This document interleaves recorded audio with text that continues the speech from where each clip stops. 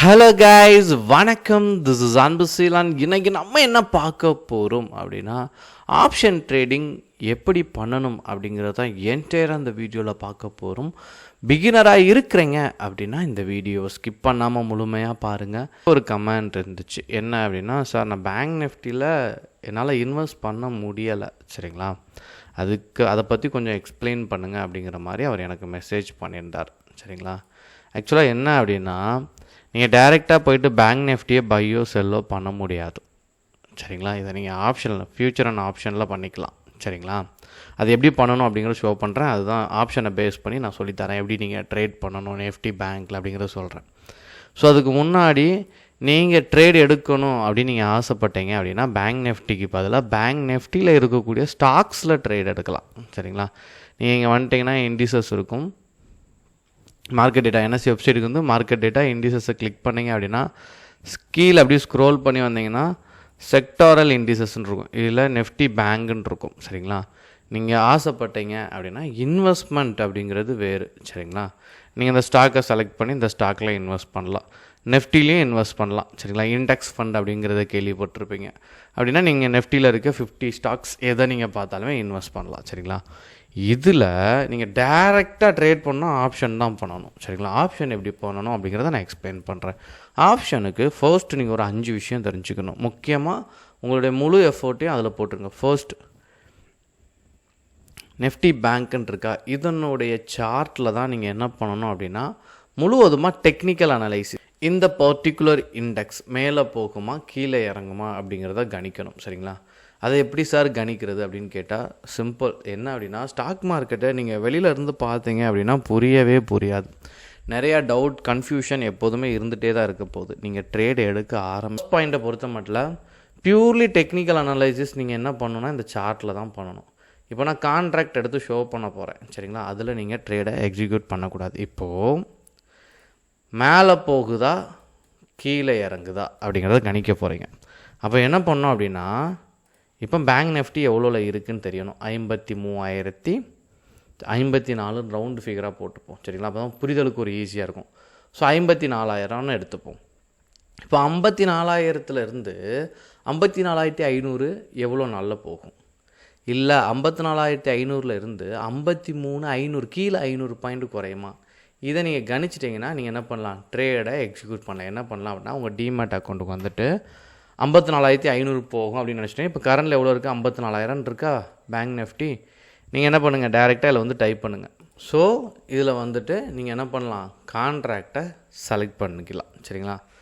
கால் put அப்படின்ட்டு, சரிங்களா. இது முக்கியமான பாயிண்ட். இப்போது இதில் இந்த டேட்டாலாம் போட்டிருக்கு, சரிங்களா. இது நான் தேர்ட் பாயிண்ட்டாக நான் எக்ஸ்பிளைன் பண்ணுறேன். அதுக்கு முன்னாடி நீங்கள் என்ன தெரிஞ்சுக்கணும்னா, கால்னால் என்ன, புட்னா என்னங்கிறத தெரிஞ்சுக்கணும், சரிங்களா. அதாவது மார்க்கெட் மேலே போகும்போது நீங்கள் காலை பை பண்ணணும். நீங்கள் பேங்க் நிஃப்டியை போய்ட்டு டைரெக்டாலாம் ட்ரேடை எக்ஸிக்யூட் பண்ண முடியாது, சரிங்களா. நமக்கு அந்த கன்ஃபியூஷன் இருக்கும். நீங்கள் டைரெக்டாக போய் இப்படிலாம் ட்ரேட் பண்ண முடியாது. நீங்கள் அந்த கான்ட்ராக்டை எடுத்து என்ன பண்ணலாம், அந்த கான்ட்ராக்டில் ட்ரேடை எக்ஸிக்யூட் பண்ணலாம். இப்போ அதுக்கு தான் உங்களுக்கு என்ன தெரிஞ்சுக்கணும் அப்படின்னா, மேலே போகுது அப்படின்னா காலை பை பண்ணணும். மார்க்கெட் கீழே சரியும், இந்த பேங்க் நிஃப்டி கீழே சரியும் அப்படின்னா புட்டை பை பண்ணணும். ரெண்டுமே பை தான். இங்கே வேல்யூஸ் இருக்குது பாருங்கள், இது ரெண்டுமே நான் ஷோ பண்ணுறேன்.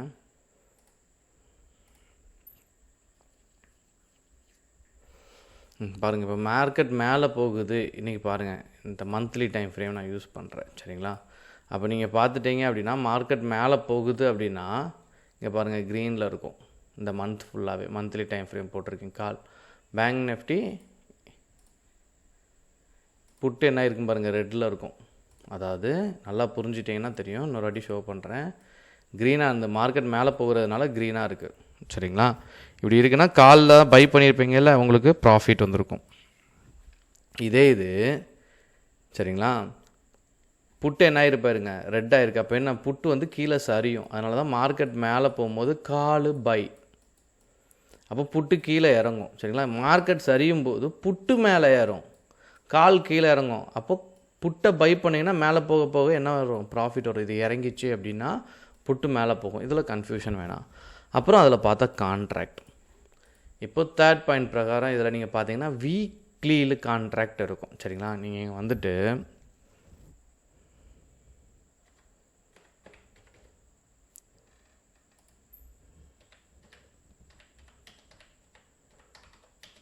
நீங்கள் இதில் பார்த்தீங்க அப்படின்னா ஒவ்வொரு புதன்கிழமையும் என்ன அப்படின்னா இதுக்குள்ளே எக்ஸ்பைரி டே.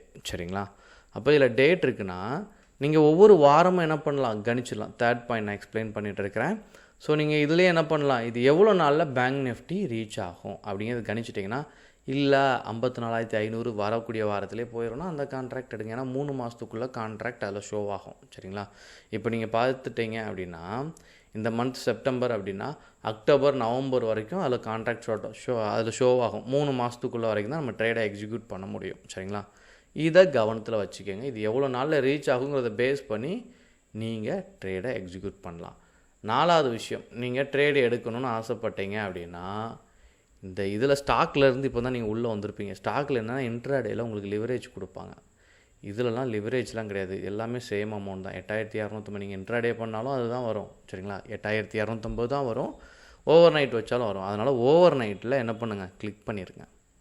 சரிங்களா? இன்னொரு முக்கியமான விஷயம், நீங்கள் ஓவர் நைட்டில் கிளிக் பண்ணி இன்றைக்கே க்ளோஸ் பண்ண நினச்சா கூட க்ளோஸ் பண்ணிடலாம். அதை விட முக்கியமான விஷயம் இதில் நீங்கள் எடுத்திருக்க கான்ட்ராக்ட். சரிங்களா? இப்போ நீங்கள் பார்த்துட்டீங்க அப்படின்னா நம்ம வரக்கூடிய மாதத்தில் புதன்கிழமை 9ஆம் தேதி எக்ஸ்பைரி எடுத்திருக்கோம் அப்படின்னா 9ஆம் தேதி வரைக்கும் தான் என்ன பண்ண முடியும், உங்கள் அக்கௌண்ட்டில் ஷோ ஆகும். சரிங்களா? 9ஆம் தேதி நீங்கள் க்ளோஸ் பண்ணிடணும். நீங்கள் க்ளோஸ் பண்ணல அப்படின்னா டேர்ம்ஸ் அண்ட் கண்டிஷனில் முதலே நமக்கு என்ன ஆயிருப்போம், நம்ம புரோக்கர்கிட்ட ஒப்பந்தம் போட்டிருப்போம். அதை என்ன பண்ணுவார், அவரே க்ளோஸ் பண்ணிடுவார். பண்ணிவிட்டு ஒரு சின்ன ஃபைன் போட்டுருவாங்க. அதனால் 9ஆம் தேதிக்குள்ளே நீங்கள் க்ளோஸ் பண்ணிடணும். சரிங்களா? ரீச் ஆகலை அப்படின்னா உங்களுக்கு லாஸ் வரும். ரீச் ஆகிடுச்சுன்னா ப்ராஃபிட் வரும். சரிங்களா? உங்களுடைய கணிப்பு ப்ரிடிக்ஷன் தான் இதில் ரொம்ப முக்கியமான விஷயம். கடைசியாக 5வது பாயிண்ட் என்ன அப்படின்னா, ஒவ்வொரு இண்டெக்ஸ்க்கு பின்னாடியும் வெயிட்டேஜ் அப்படிங்கிற ஒரு பார்ட் இருக்குது. சரிங்களா?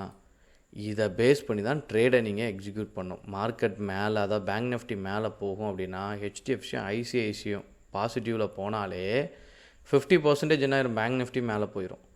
ஸோ நீங்கள் ப்ரிடிக்ஷனுங்கிற ஒரு வார்த்தை சொல்கிறல, அதுக்கு முழுவதுமாக நீங்கள் பண்ணக்கூடியது என்ன அப்படின்னா இதை வச்சு நீங்கள் கணிச்சிடலாம்.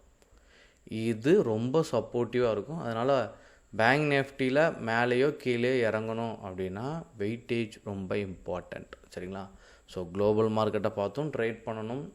இண்டெக்ஸில் டெக்னிக்கல் அனலைசிஸ் பார்த்துக்கணும். சரிங்களா? கான்ட்ராக்டில் டெக்னிக்கல் அனலைசிஸ் பார்க்காதீங்க. வெயிட்டேஜோட சப்போர்ட்டோட ட்ரேட் எக்ஸிக்யூட் பண்ணிங்கன்னா you will become a good trader. உங்களுக்கு என்ன டவுட் இருந்தாலும் கமெண்ட் பாக்ஸில் தெரிவிங்க. Okay guys, thank you so much for வாட்சிங் திஸ் வீடியோ.